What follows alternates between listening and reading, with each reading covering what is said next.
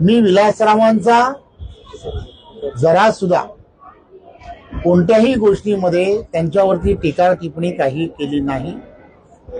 परंतु त्या ठिकाणी ज्या वेळेला मी पाहिलं तिथला असणारा काँग्रेसचा अजेंडा काय, तर विलासरावांच्या असणाऱ्या पूर्णच्या पूर्ण विलासराव फार मोठे नेते होते, मुख्यमंत्री म्हणून त्यांनी काम केलंय, परंतु त्यांनी त्यांच्याच बाबतीमध्ये त्यांनाच घेऊन आपण मतदान करावं, विलासरावांना घेऊन मतदान करावं, विलासराव यांनाच फोकस करून काँग्रेस तिथे मतदान मागताय।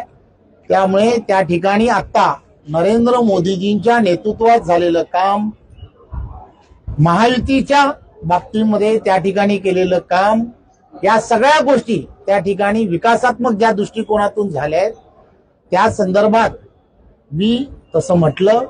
परंतु तरी सुद्धा त्यांचे चिरंजीव माझे अत्यंत चांगले मित्र आहेत, त्यांच्या जर त्यामधल्या भावना दुखावल्या असतील तर मी नक्कीच त्यांची दिलगिरी व्यक्त करेन। ते असं म्हणाले की लोकांसाठी जगलेल्या माणसाची एकच म्हटलं, मी एकच गोष्ट पुन्हा मी तेच सांगेन, तुम्ही ते पूर्ण म्हटल्यानंतर पॉलिटिकली या सगळ्या गोष्टीकडे पाहू नका। माझी पुन्हा तेच विनंती आहे, त्यांच्या चिरंजीवांना तेच सांगण्याचा मी प्रयत्न करेन। जर त्यांच्या भावना दुखावल्या असतील तर मी त्यांची दिलगिरी व्यक्त करेन। लातूरकरांची दिलगिरी व्यक्त करता, पुढचा प्रश्न लातूरकरांची दिलगिरी व्यक्त करता की चिरंजीवांची? चिरंजीवांनी त्या संदर्भामध्ये जेव्हा म्हटलं त्यावेळेला मी हेच म्हटलं की विकासाचं राजकारण हे त्या ठिकाणी व्हायला हवं।